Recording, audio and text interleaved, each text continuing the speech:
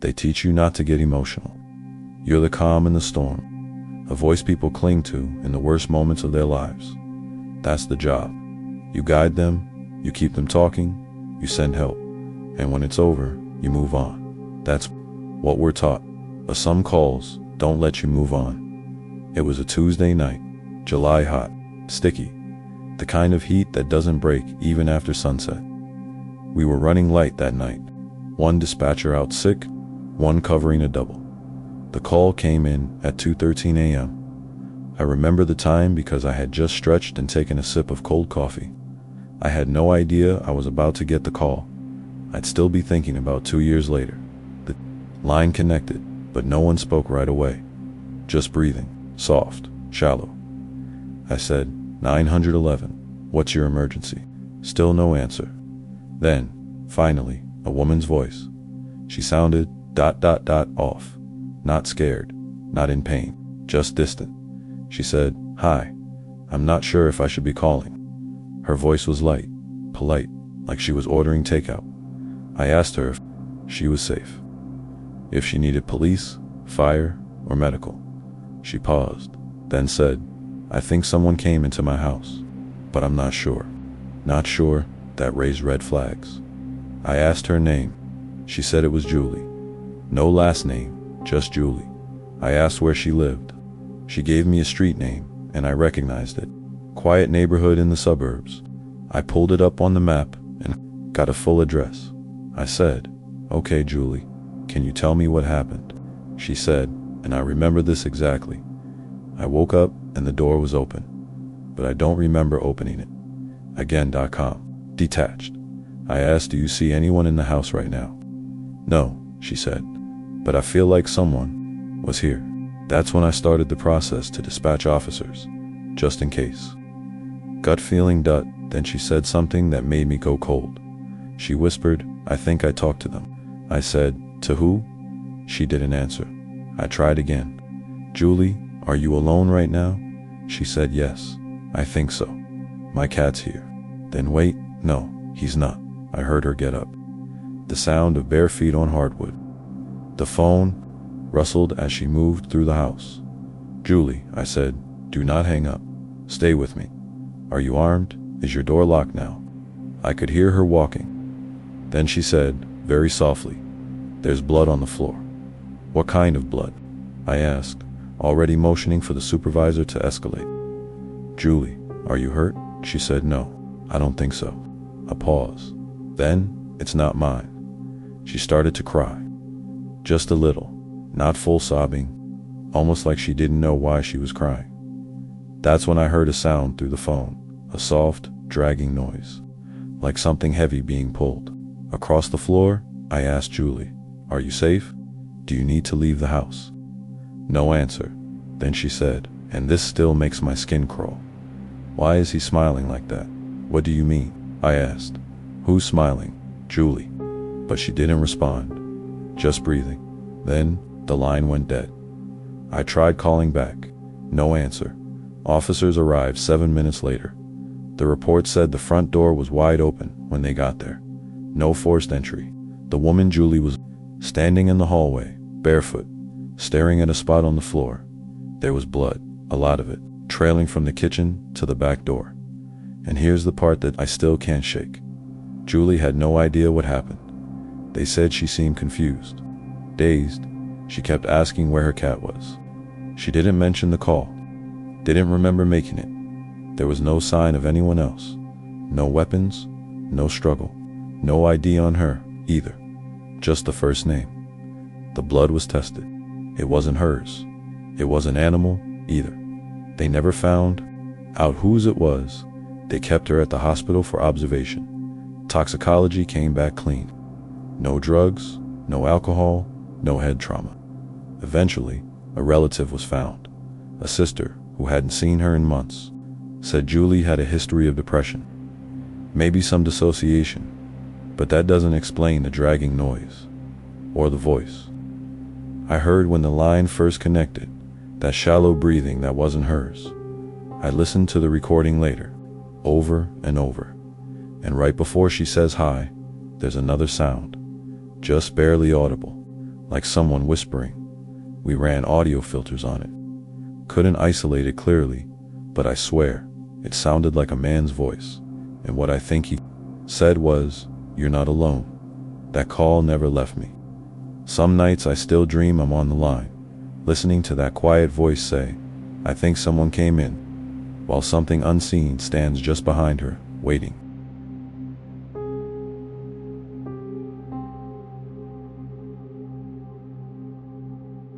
I worked in emergency dispatch for 12 years. Long shifts, rotating nights and weekends, a lot of adrenaline, and even more boredom. 90% of it is routine, domestic arguments, drunk drivers, stolen bikes. The other 10%, that's the stuff that stays with you. This story is the one I never talk about. It happened in my 7th year. I was working an overnight shift. We just switched from analog to digital systems, and there were still bug skulls dropping, weird audio glitches, occasional static bursts. We were told to document everything, but not worry too much. Just growing pains it was around. 2:40 a.m., quiet night. I was sipping a flat Diet Coke and listening to my partner across from me talk about her cat when a call came through. Female caller, no location, no name, just silence. I did the usual, 911, what's your emergency? Nothing. I repeated it. Then, just as I was about to disconnect, I heard a faint rustling, breathing. Someone was there. "Ma'am, are you in danger?" Tap the phone or say yes. A pause, then a whisper. Yes, my stomach dropped. Something about the voice. It was breathy, barely audible, like it was forced out under duress. "Are you in a safe place? Can you talk freely?" No. I muted my end and flagged my supervisor. We started to trace, but it wasn't showing a standard mobile ping, just some kind of IP data trail, like it was being rerouted. Back on the line, I said, "Okay, stay calm. I'm going to ask yes or no questions. Answer only if it's safe." She didn't reply, but I kept going. "Are you in a house?" "Yes." "Are you alone?" Pause. "No." I could hear more now, breathing, not just hers. A second, set, heavier. There was a squeaking sound, like a bed shifting. I muted again. Told the supervisor we might have a hostage situation. He said to stall her, while the techs tried to clean the trace. I got back on. "Are you hurt?" "Not yet." Something about those two words. Not no, not yet. I started to feel cold. And then, this is the part that still makes my hand shake. I heard a male voice in the background. Not shouting, calm, controlled, almost like he was reading something. He said, "You said you weren't going to do that again." Silence. Then her voice, this time more urgent, more scared. "Please, help me." Then the line went dead, just gone. No click, no static, just silence. The text pulled the data logs that had pinged off a virtual line, possibly an encrypted VoIP, call routed through multiple servers. We got nothing. No number, no address, no repeat call. But here's where it gets really strange. A few hours later, right before my shift ended, I was going over the call logs. We have to file every call, even dropped ones. I noticed something odd. That call, it was already in the system. Same timestamp, same audio file. From 2 months prior, I flagged it to the IT guy. He said there must be a database error, that sometimes audio gets duplicated or mislabeled. But I listened to both recordings, side by side. They were identical, same whisper, same pauses, same words, right down to the creak of the bed and the man's voice saying, "You said you weren't going to do that again," like a tape being played. Perfectly dot, but the call I answered that night had been live. I was responding to it. I was asking questions, she was answering. Unless I wasn't. I told my supervisor. He told me to log it, write it up as a system glitch, and not to chase ghosts. His words, not mine. But I couldn't stop thinking about it. The woman's voice, the way she said not yet. The fear in it, like she knew exactly what was coming. I spent weeks digging through reports. Asked around in law enforcement circles. Nothing. No missing person that matched. No ongoing investigation. Just a dead end. Call and a bad feeling in my gut. I started having trouble sleeping. Sometimes I'd dream about the call, but it was different. In the dream, I wasn't the one on the line. She was calling again, but this time I couldn't speak. My mouth wouldn't move. I could hear her begging. Then the man's voice again. "You said you weren't going to do that again." Over and over, like a loop. After a while, I left dispatch. Took a teaching job. Calmer pace, better hours. But I still think about that call sometimes, just to torture myself. I play the audio file. I have a copy saved from that night. Probably against protocol, I know. Every time I listen, I wonder if maybe it wasn't a glitch. Maybe it wasn't a duplicate call. Maybe it was a replay, a warning, a record of something that had already happened and keeps happening, on a loop, waiting for someone to listen. I don't know, but sometimes when the house is quiet and my phone rings in the middle of the night, even now, I still hesitate before I answer, because what if it's her? And this time, I don't know what to say.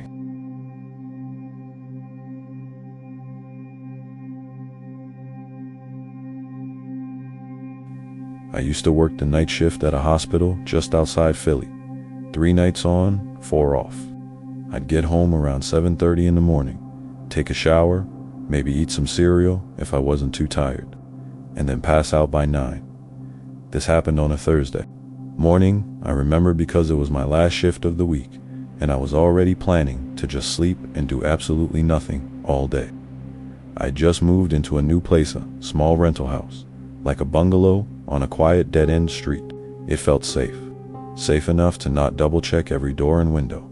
Not that I was careless, I'm just not paranoid. Or, wasn't. Anyway, I'd just gotten home. It was quiet, still dark out. Spring, I think. I took a quick shower, dried, off in the hallway with the towel wrapped around me.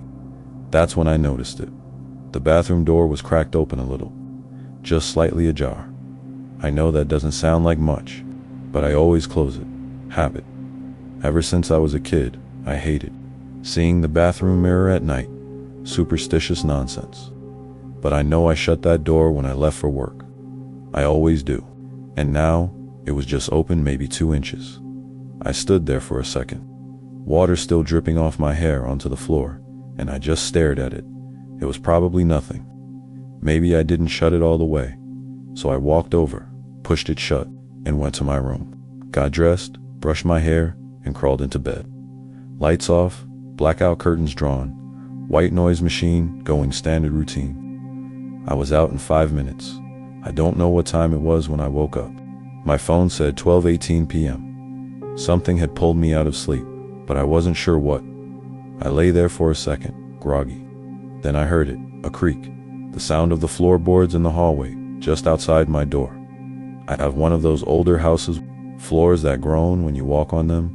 It's not unusual to hear pops and creaks when the house settles.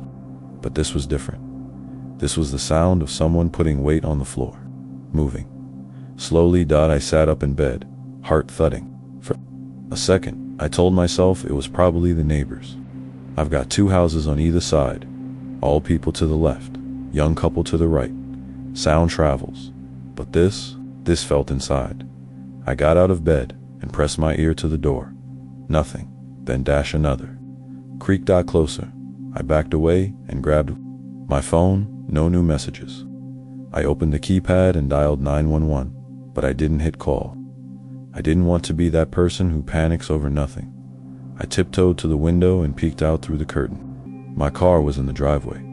The street was empty. No signs of anything off outside. That's when I heard it. A whisper. I froze. Literally, my whole body went rigid. It was so faint, I almost thought I imagined it. But I didn't. I know I didn't. It was a voice, male, low and raspy, coming from the hallway. I couldn't make out the words.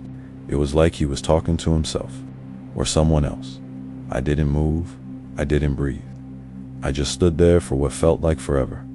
Then I heard footsteps, clear footsteps, walking down the hallway. Past my door, I hit 911 and pressed call. The dispatcher answered immediately. 911, what's your emergency? I whispered, there's someone in my house. She asked if I could see the person. I told her no, but I could hear him. I said I lived alone. She told me to stay quiet and lock the door if I could. So I did die. Locked the bedroom door and backed away. I could hear him moving around outside, pacing slowly. Every now and then he'd stop and whisper again. I couldn't tell what he was saying. It made my skin crawl. The dispatcher told me officers were on their way. She stayed on the line, whispering instructions. Then there was a knock on my bedroom. Door. 3 soft taps. I nearly dropped the phone. He knew I was in there. He knocked again. Then a whisper, closer. I saw you. That's when I lost it. I screamed, and the dispatcher told me help was 2 minutes out. I backed into the corner of the room with my phone shaking in my hand, holding a lamp like it was going to do anything. Then silence. I didn't hear him walk away. I didn't hear him move. It just went quiet. A minute later, I heard loud pounding. The front door this time. Police. I bolted out and let them in. They swept the house. He was gone. They didn't find anyone. No forced entry, nothing stolen, no open windows or doors. Just one weird thing. The attic door was slightly open, not fully, just cracked, like someone had been up there. They brought in dogs later. Nothing. They told me it was probably a squatter, someone who had slipped in while I was at work, hiding in the attic. Maybe for a day, maybe longer. I think about that sometimes, how many nights I slept there alone, unaware someone might have been above me, listening. But that's not the worst part. A few days later, I was packing up to stay with a friend for a while. Couldn't sleep there anymore. I was in the kitchen when I noticed something wedged between the fridge and the wall. A little scrap of yellow paper. I pulled it out. It was a grocery receipt, not mine. It was dated a week before I moved in, and on the back, written in small, cramped handwriting, was a list. Bread, canned beans, aspirin, duct tape, knife, stay quiet. I gave it to the police. They didn't have much to say. To this day, I don't know who he was, or how long he'd been there, or what he wanted. But sometimes, when I'm trying to fall asleep, I hear that voice in my head, low, soft, whispering from behind the door. I saw you, and I wonder if he ever really left.